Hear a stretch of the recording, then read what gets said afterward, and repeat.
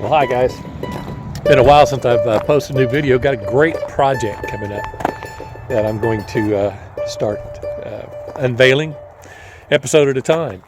Haven't done this, never have done this big of a project automotively wise anyways, but you can see my truck.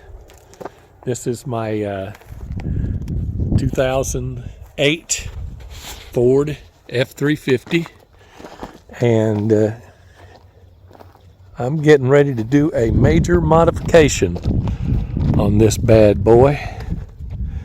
And you say, what are you going to do? Well, what I'm going to do here is I'm going to pull that crappy old 6.4 liter Powerstroke bomb of an engine, and I'm going to put in 400 horsepower worth of Cummins in this bad boy. That's my project. So this morning, it's Friday morning. Nobody's around the old barnyard, and I'm going to go load up a bunch of pieces of equipment, take them over to the garage, and put them all over there in the garage. This is, like I said, this is Friday. The engine's supposed to come in on Tuesday, and we'll be moving the engine over there on Tuesday. But today, just kind of a preliminary. Gonna be getting some tools and components and things of that nature out of the garage and taking them over there. Why don't you come along with me? Come on.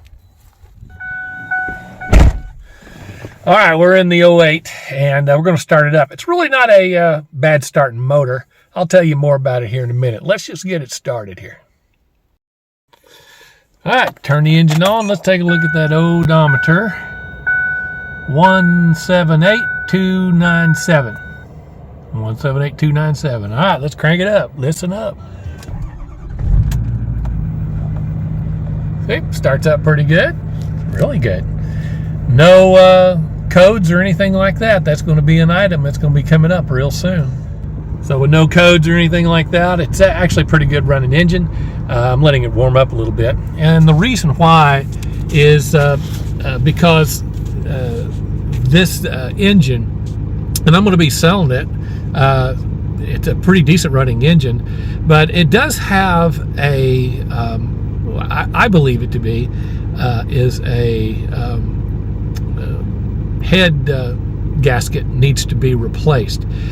And the reason why I say that is because this truck runs pretty good, no problems, until I put a load on it. And you know, I pull a big 45-foot travel trailer, RV I should say, on it. Well, there's the RV right over there.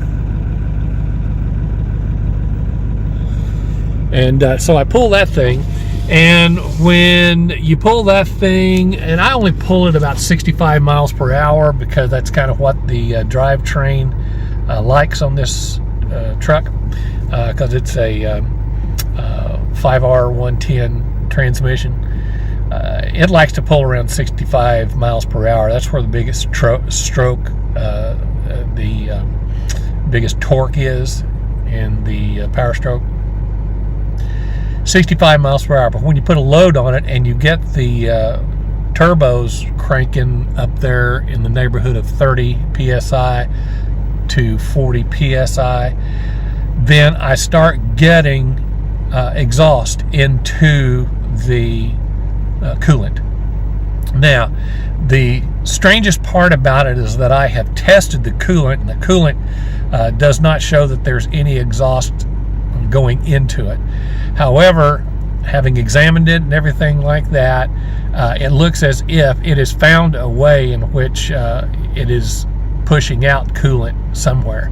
There's no contamination in the oil, no contamination in the coolant, but it is pushing coolant out. I see coolant inside around the lid of the degas bottle, and that is a prime signal that your head gasket is going out. And so I'm going to pull this thing out and I'm going to sell it. and I'm going to get all I can, but I'm going to tell whoever buys it that in all likelihood you're going to need to put a head gasket in it before you reinstall it. And while it's out like that, a head gasket is no big deal to do on these on these 6.4s. So I'm going to pull it out, and that's why I am swapping them out. All right, so let's go get some of these tools and put them in the back and head over to the garage where we're going to be doing all this work. All right, so we made it to our shop area, and just kind of want to show you the shop I'll be working in. And this is it.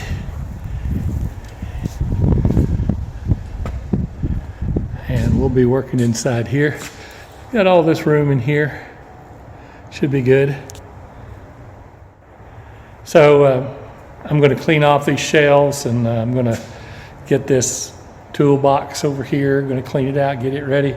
Clean this up, get it ready for putting the truck in here. The engine is going to be delivered tomorrow. As you can tell, I'm not wearing the same clothes as I was in the first part of this video.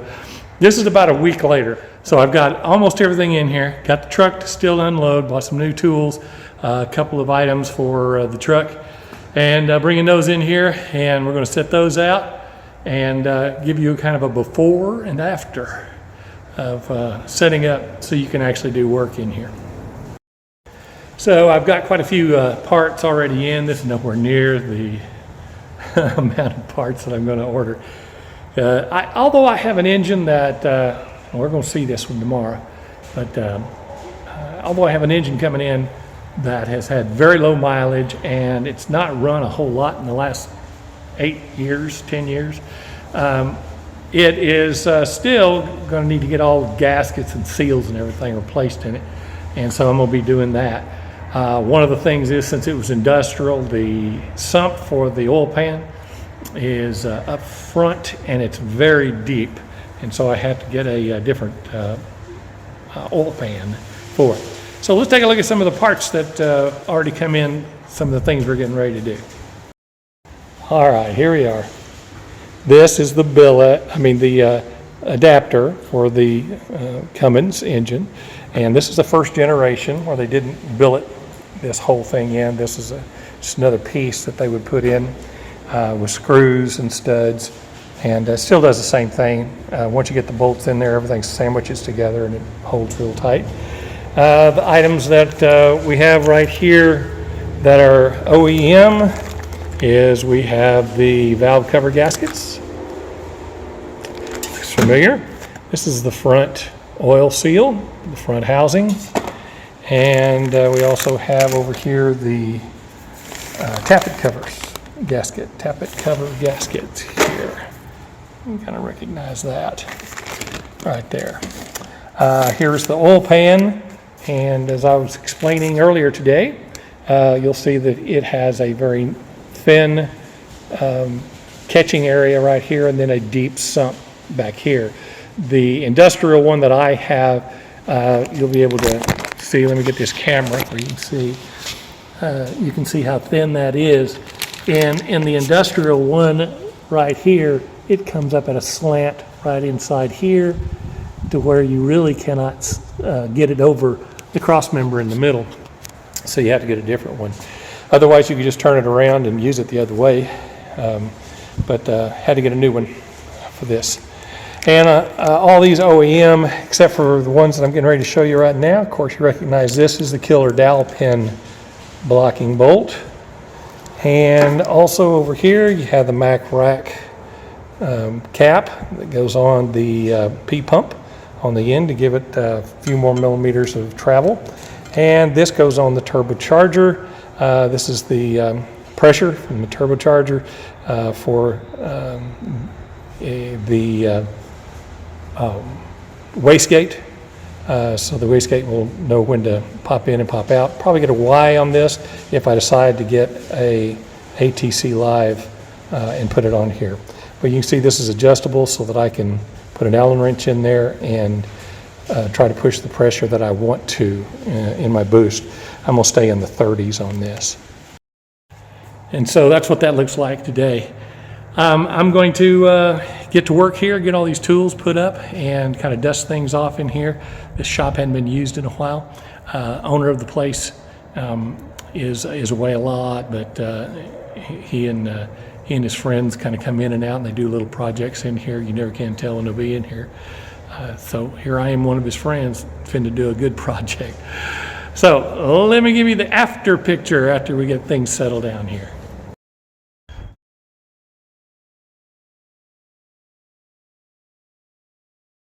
All right, it's about 4 o'clock in the afternoon. I got everything the way I need to get it going. Give you kind of a tour here. All right, got ourselves a brand spanking new, cheapy deepy pressure washer, about 1,200 pound nozzle. You know where I got it. So anyway, this is the little workbench I'm going to be having over here. You know how long it has been, guys, since I have separated my SAE from my metrics. I mean, it's been a while. So I got them separate here. These are the metrics. SAEs are in a bag, the other room. I don't think I'm going to need the SAEs except for when I get onto the lines of the P pump. That's about it. And everything else is metric. So, sorry about spinning you around like that. So we got our little utility area over here. Got some more tools sitting there. Little transfer pump down there. So whenever I start using the diesel down there or whatever I use to clear up the muck and grease off of things. Well, here's my compressor here. Pretty good sized compressor. It's a DeWalt compressor. That's pretty good. Throws pretty good volume. Cherry picker. Rated at 2,000. I'll need half of that. And I showed you that stuff a while ago with the oil pan gasket. There is the flex plate, and the box underneath there has all the other items that we are going to be putting on it. Let's not forget, we have the cooler on the John. Yes, sir. Cold drinks. Never want to forget about cold drinks. All right, well, that'll go take care of chapter 1 of the swap. We are set up. The old pickup truck's right outside. There she is, right there. 08 dually.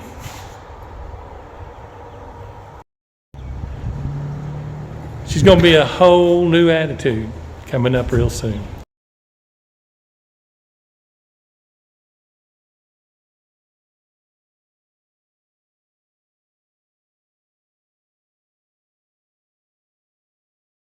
Well, guys, I appreciate you being here on Pop's Freebird. We're going to do this swap. I'll try to give you all the part numbers and everything that I use throughout this thing. Tomorrow, the engine's supposed to be in. I'm just going to clean it up and get it cleaned up to where I can work on it and not get too greasy, and start tearing it apart to do the upgrades that we're going to be doing. I'll explain more of that tomorrow. If you're going to be following along and you're going to be trying to keep up with what we're doing, I'll try to always tell you who I got the information from, so that you'll know that it's just not me out here winging it. I have not put an engine in another vehicle in over 15 years. And I love this old 2008 so much that I just couldn't let her die with that 6.4 in it. And all the guys on the Fummins pages, they said, "Hey, dude, don't let your favorite little girlfriend fade away," and I'm not going to let it. So we're going to get that 5.9 in here. Hopefully, we'll be able to get it done within a month and be out of here. So we'll keep you up to date. That's going to take care of episode 1 of the project.